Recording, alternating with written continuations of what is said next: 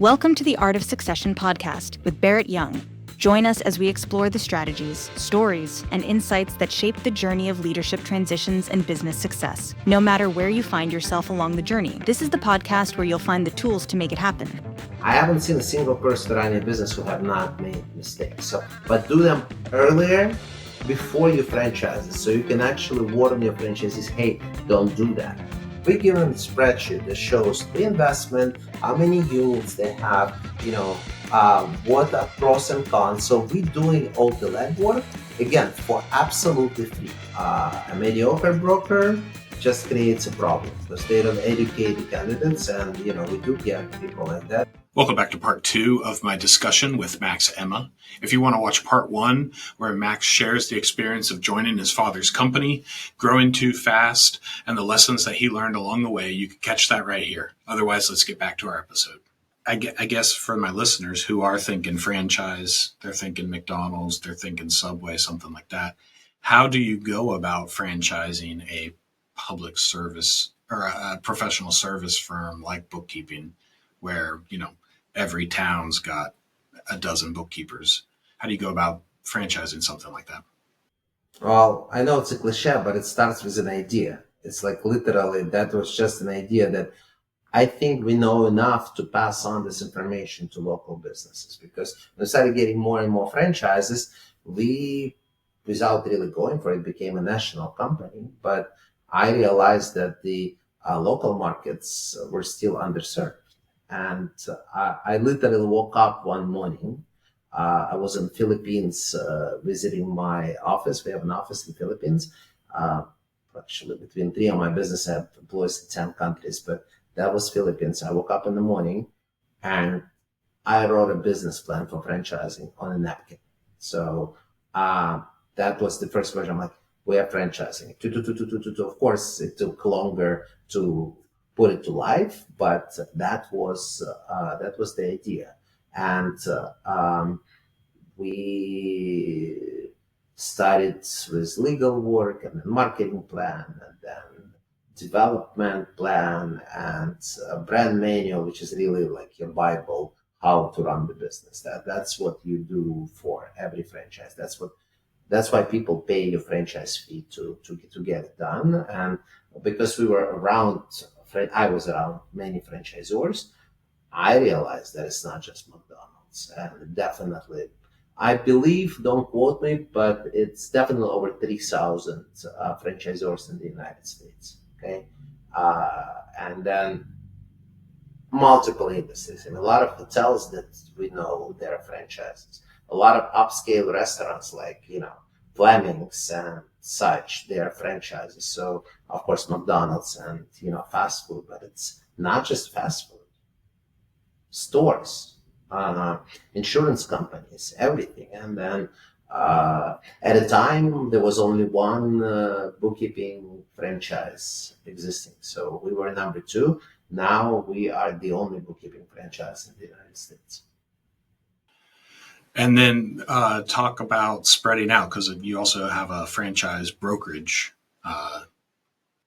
shop. So talk about that, how that came about. And is that just a natural extension for somebody that's bought an accounting franchise for you? They add the franchise brokerage, or is this a different clientele? How did you get into that?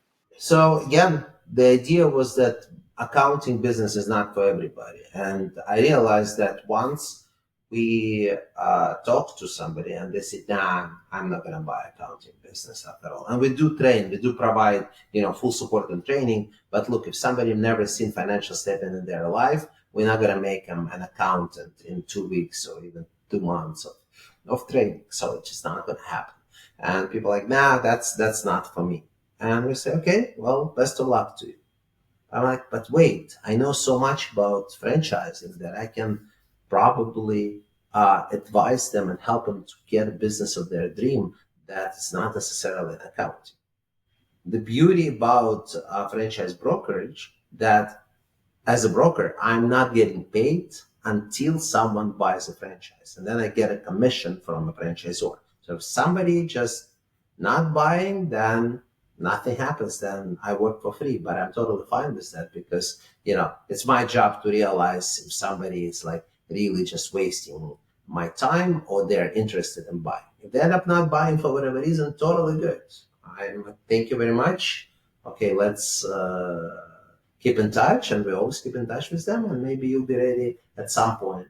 So that's how the brokerage started. It's just not people who already bought accounting franchise. That's people who didn't buy. And now we're going after different markets because, I didn't realize that franchising can be a legal instrument to get people into the United States through different visa programs, and not necessarily L1 that requires $1 million. You can get a visa for a little bit over $100,000 investment in a business and get a business that's making money for you. So that's an awesome combination. And so my specialty is, the E2 visa, and also people that are coming out of corporate America, because again, I have experience in both of them. And the fact that I'm fluent in Russian helping too. So we are going for a Russian speaking community, but I have a team of people working for me in the brokerage business. By the way, I have a team of people working in every business that I own. It's not just it's me and I'm changing my hats, every 10 minutes. So there is no way a normal person can do, run 3 businesses on his or her own. So you have to have teams, you have to delegate, but that's a different conversation. So it took me a while to realize that, and that was slowing down my growth. As soon as I realized, I opened all other businesses. So that was a big revelation for me. Okay, interesting. So then you've moved from working in a landscaping company, building a landscaping company, working in an accounting firm, a bookkeeping firm, building a bookkeeping firm, now franchising it to others, and then progressing into brokerage. Obviously, you've gained a lot of knowledge. You've had a lot of conversations. And so franchise with Max, then, correct me if I'm wrong here, this is now going into clients and teaching them how to franchise their company. Is that the next iteration of this for you? So franchise with Max, it was the best idea we could come up with, how I can tell people where to find me. Because look, bookkeeping still exists for people who need bookkeeping either for their business or for their franchise. Bookkeeping franchise is available. We just sold one in Wichita, Kansas, and we're working on a couple more deals. So hopefully they'll close in the next few weeks. But then we have the main entrance, which is the brokerage. And I didn't want to list every site and everything. So franchise with Max is literally a virtual business card where people can come in and then decide, okay, I want to talk to Max about buying a franchise, or I'm interested in accounting franchise, or I need bookkeeping for my business. And then from that, they get to a certain page, meet with one of my team members, and eventually everybody who comes to any of these 3 businesses end up talking to me. I just have people, talking to them first, answering the questions, seeing, they're serious, and maybe, they're going to be ready in 2 years. So there is no point for us to talk right now, because in 2 years, a lot of things will change. Gotcha. Okay. I'm interested in this franchise concept. Like, as you go into a business, what makes sense for a business to start to think that they should franchise? What are some common, what would people look for? Well, you're talking about if I am a business owner and I want to franchise my own business later on? Yeah. What could somebody be looking for? So franchising, it's really systems. That's all it is. People ask me, why would I want to pay somebody $60,000 and then pay, 5-6% royalties every year opening a pizza shop? I'm making the best pizza at home. My grandmother gave me the recipe. No way you guys can make pizzas like that. And I always say it's one thing you do pizza for your family for dinner. It's another one when you have to do 100 pies in an hour, and they all have to come out exactly the same. And there should be exactly the same number of pepperonis on it, if it's a pepperoni pizza, so you don't run out, and the temperature and everything else. And when you build the layout, you have to build it so 3 employees are not kicking each other on the kitchen. So It's all science, and that's what you pay for. You actually, and then you know how much the price is for, and what health permits you need to get. So all of that, you're getting the systems. Answering your question, if you ever consider franchising your business, have systems. You know, write everything down, do trials and errors. I'll give you a great example. When I decided to do the franchising with my co-founder, we actually, you know, decided that to save money, we were going to do the brand manual ourselves. And that's a Bible for you, telling you exactly how to run business from A to Z. Why do we need them? I know it all. So talk to all the employees, took their comments, you know, put my comments. We got 35 pages. People not going to pay us a franchise fee for 35 pages, you know, of manual. So we ended up hiring professional company. That's all they do. They write brand manuals. Okay. Once they were done, it was over 900 pages. And they got it all from all of our employees. It got it from our house. We had no idea we know that much. I mean, a lot of it is attachments, a lot of it, you know, some forms. Okay. But let's say half of it is actual text. They get half of it from our head. So 450 versus 35, that's a huge difference. Just from conversations and recording and asking further questions and coming up with here's what to do in every situation. It sounds like it, just by coming in and interviewing everybody doing the work. And also I tell my franchisees, we're not only going to tell you what to do, we'll tell you what not to do. Because I will tell people who are considering franchising, make any mistake and all mistakes you can possibly make. It's fine. I haven't seen a single person running a business who have not made mistakes. So, but do them earlier before you franchise it, so you can actually warn your franchisees, hey, don't do that.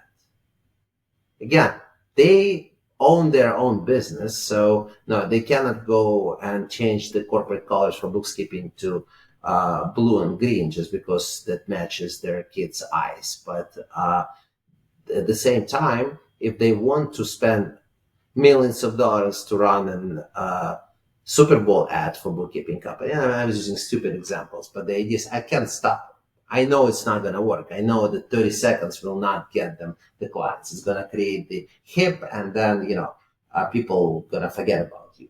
But ultimately, if they have this, what is it, 6, 8, 10 million, 20 million now, and they want to spend it, they can. I can't stop them. But I can tell them I would not do it because of this, and that. Yeah, talk to somebody, that target client that's in corporate and is weighing the franchise versus being an entrepreneur. How much freedom do these franchisees have still in the running of their company? Yes, they learn from your mistakes, can pick up from your success, but I guess make that pitch. Well, they have a lot of freedoms, but it's they have a freedom to choose between different options. Okay, they can't. If we are a bookkeeping company, I'm talking about my franchise. We can talk about any of the 630 franchises that I offer as a broker. But let's talk about bookkeeping because I know it really well. One of the things we're not doing, we're not offering tax services. And while I own this business, I tell my franchisees, we will not be offering tax services. There is a reason behind that because we get a lot of referrals from CPAs. As soon as we start offering tax services, we're going to become their competition. So they're not going to refer any business to us. And today we're the only bookkeeping franchise. Obviously, H&R Block and people like that, they're very successful. They have hundreds and not thousands of units. And it's a great business model, but it's not my business model. Okay? Like, I strongly believe that CPA firm will not be referring businesses to H&R Block that does bookkeeping for bookkeeping because they're offering tax services as well. I'm not a competition. So that's why if you're talking about freedom like that, franchisees do not have freedom. But freedom to choose from different options. Do they want to invest money and send a lot of emails? Do they want to spend more money on social media, which will help with social media and promotions? But if they want to do more, they're always welcome. Do they want to go and knock every door? Do they want to become members of networking group? So they do have freedom. But I always say that what franchisees are getting, or people who are going to franchise versus doing the business on their own, it's an opportunity cost. They'll eventually figure it out, okay? I'm not going to sit here and tell you that bookkeeping is a rocket science. It definitely is not. I mean, QuickBooks was designed for non-accountants, but it's just how many mistakes you're going to make and how long it's going to take you to ramp up if you do it on your own versus if you already have the manual, know exactly how to do it from A to Z, how to do it, at what speed. So you most likely going to be successful sooner. So that's the opportunity, because what would you do with your time if you gain yourself a year or 2 years of, not figuring it out on your own? Gotcha. Okay. You mentioned a little bit earlier, you can't take somebody who's never seen a financial statement and turn them into an accountant, but what kind of training, what kind of skill testing are you doing as a franchise broker? Should somebody lean towards a restaurant franchise that's never run a restaurant before? I mean, what kind of pre-existing skills would somebody bring to the table? So there is no test because, really it's a conversation. This is art. It's not a science. I'm trying to figure out where the person wants to be in 3 years or 5 years and what their life going to look like. Do they like to travel? If it's a restaurant business, I'm talking to somebody in Las Vegas right now who is considering different businesses. And, one of the businesses is a tanning salon. Believe it or not, it's very popular in Las Vegas, even though it's hot, but a lot of people don't have time to stay on the sun and it's too hot. They want to go get in and out in five minutes and then they're done. Okay. And then they can go with their life. So I tell them, let's say it's closes at 8 p.m. You don't have to worry about this business after 8 p.m. after the door is closed. Nobody's going to call you 1 o'clock in the morning and tell you, I want to get my 10 now. Well, tough, but you're not doing it. You have to wait till we open. And if we close for Christmas, close for Christmas. If you have a plumbing franchise and you are actually on the dispatch, you can get a call at 1 o'clock in the morning. If it's a commercial contract, hey, I have a leak. And you have to go find somebody to go fix it, or you're going to lose this contract. So this is about lifestyle. If you have a dog hotel, it's a great business. I mean, absolutely unbelievable. But it requires a lot of investment because you have to build it out. You have to have a real estate. You have to, buy all the equipment and everything, put the cameras. But then if you don't have enough employees, if they did not show up New Year's Day, somebody needs to go and feed this dog. So it's probably going to be you as a business owner at 3 o'clock in the morning, getting a call that, 3 of your employees did not show up and they have to go and, feed the dogs on New Year's Day. So you just have to understand what's involved. But will you make more money potentially with this business? Of course you will. Gotcha. Okay. Now make the pitch for yourself, I guess. Talk about using a franchise broker, the pros, the cons, versus just going to a franchisor's website and clicking apply. Why would somebody use a broker, or are there certain franchises that have to go through a broker? Talk about that a little bit.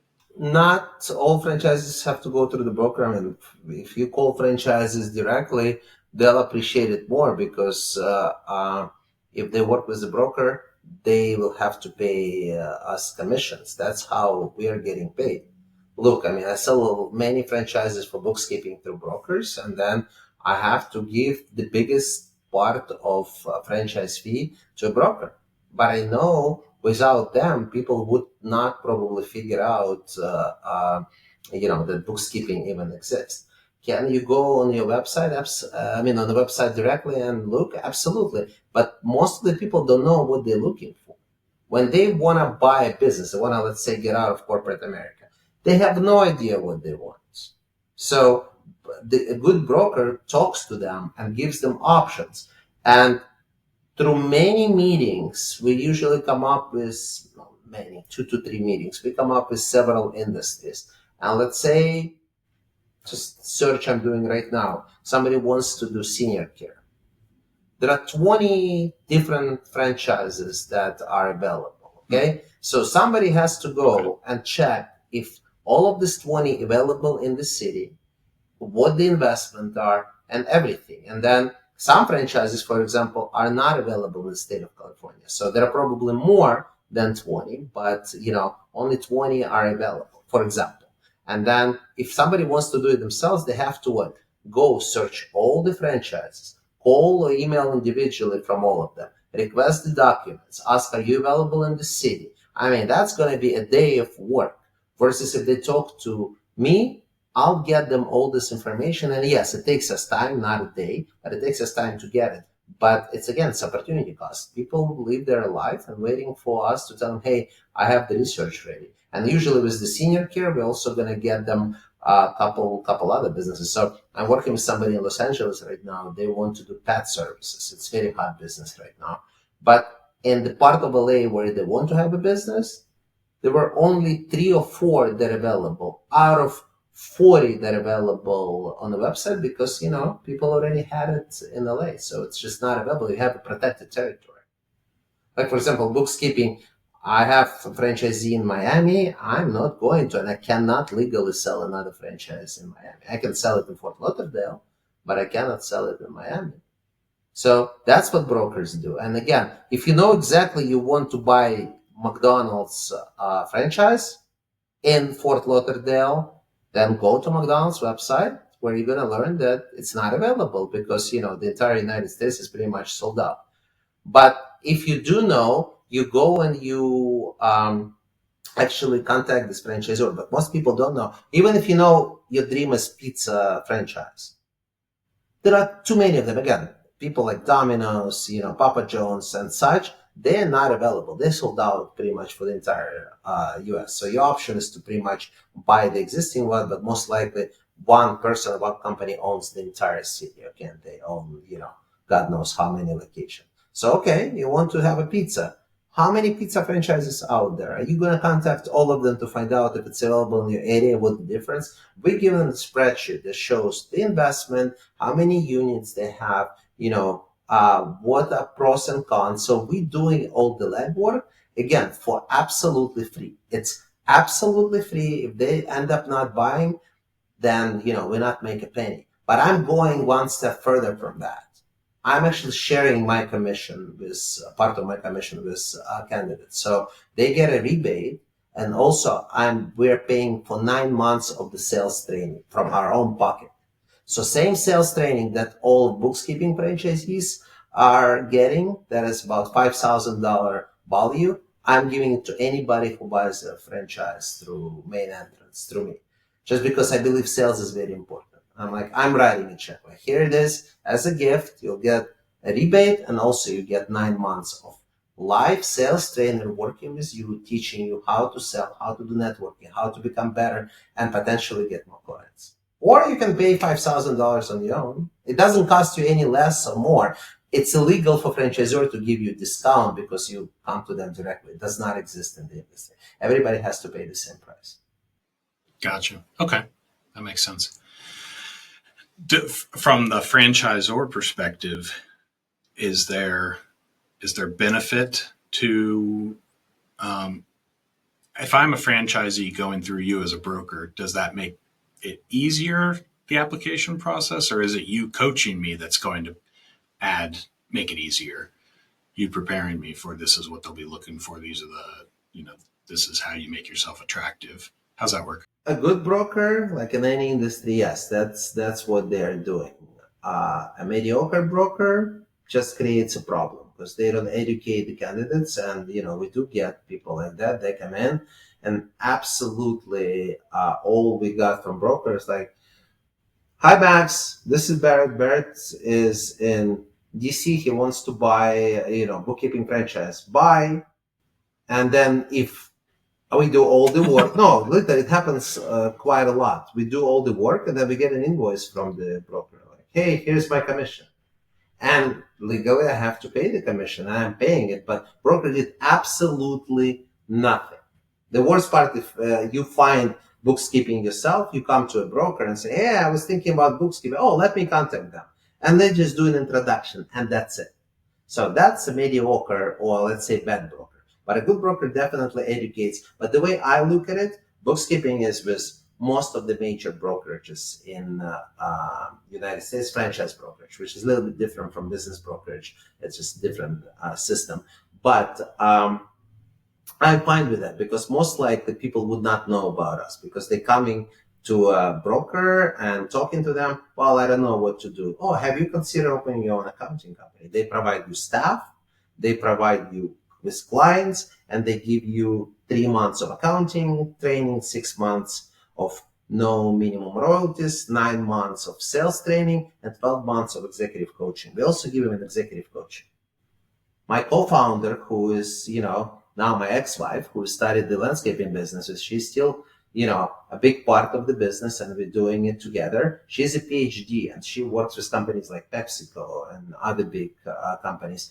She offers the same level of executive coaching to all of our franchisees and employees for free. So if you take the value of all the training we provide, it's more than the franchise fee that we charge. So training, again, it's a huge thing, but I want to give this training to the good candidates. So that's why broker is important element. But again, as in any industry, there are good brokers, there are not such good brokers. Gotcha. Okay. All right.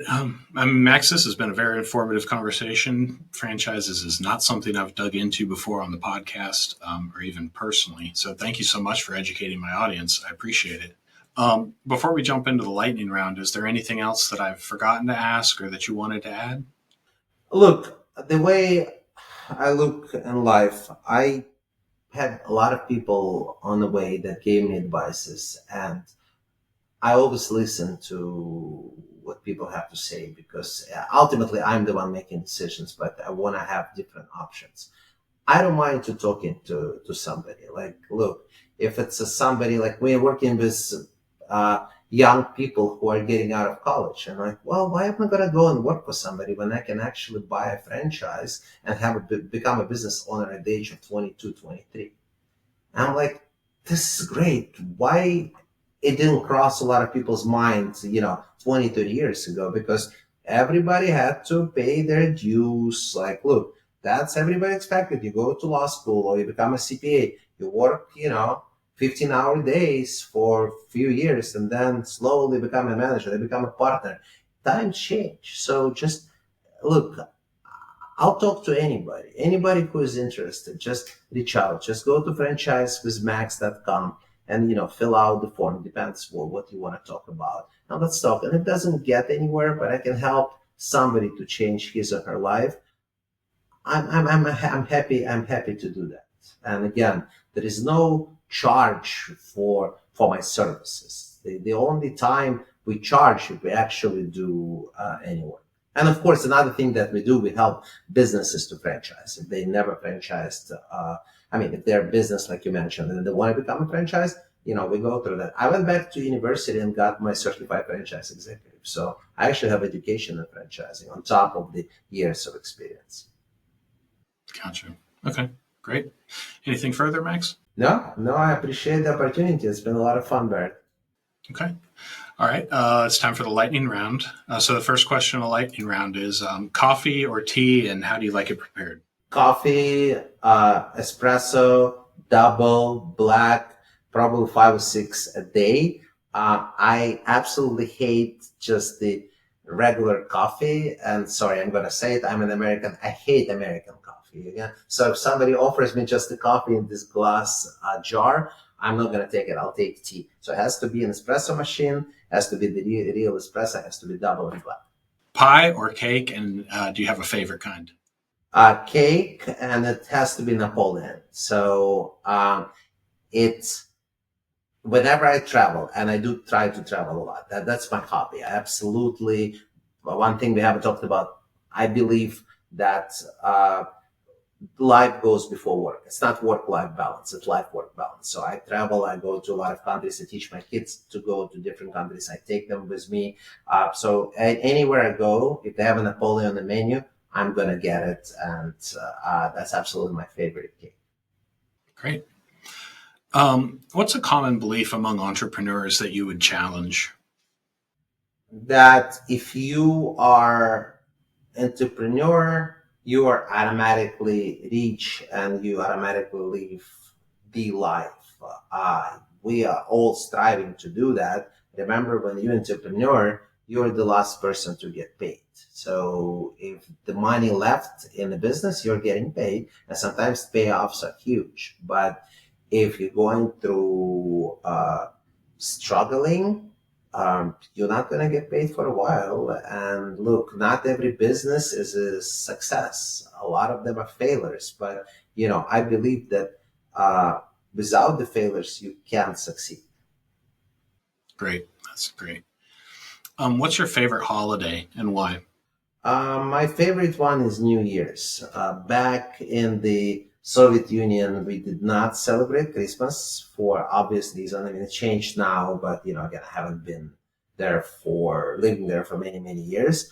Plus, Russian Christmas or Ukrainian Christmas is after New Year's. It's 2 weeks after Catholic Christmas. So really, New Year's, everybody was waiting for this holiday. We didn't have a Christmas tree. We had a New Year's tree. And, as a kid, we had, long winter break. And then there were always gifts and there were time to spend with your friends. And it was snow.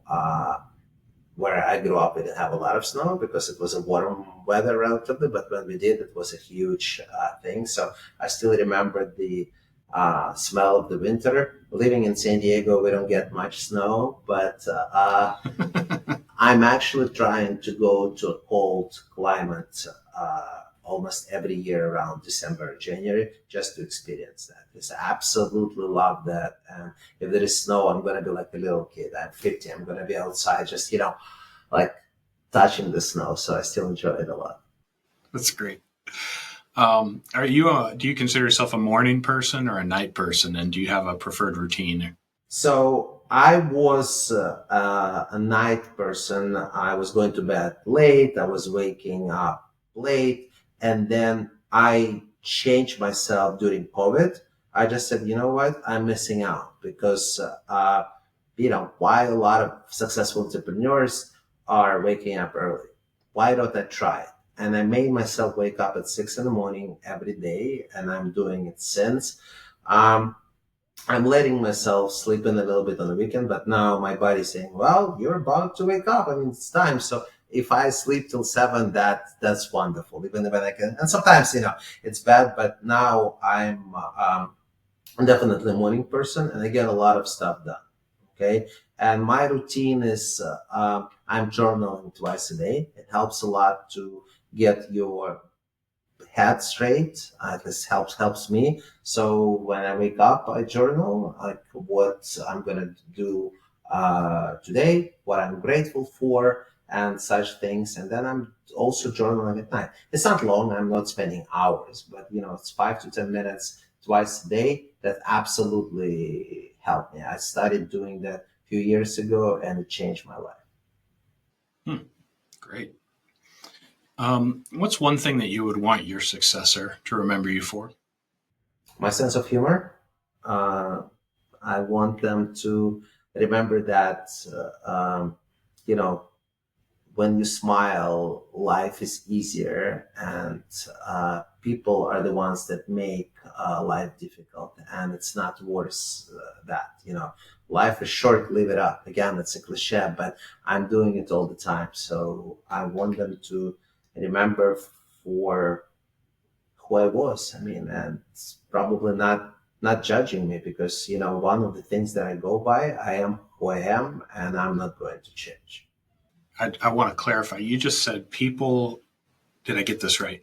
people are what makes life difficult, but that's not worse. Is that No, is no. that what you just said? What I said, people make life difficult. People just, overcomplicate things. Like one of the things that I say to everybody, like, don't overcomplicate it. It's probably one of the strengths that I have, or it's called unique ability. That one of my unique ability is to be a simplifier. So I'm simplifying everything. So any problem that you think it's a problem, if you look at it, if you spend enough time thinking about it, you can make it simpler and you can find the solution way, way, way easier.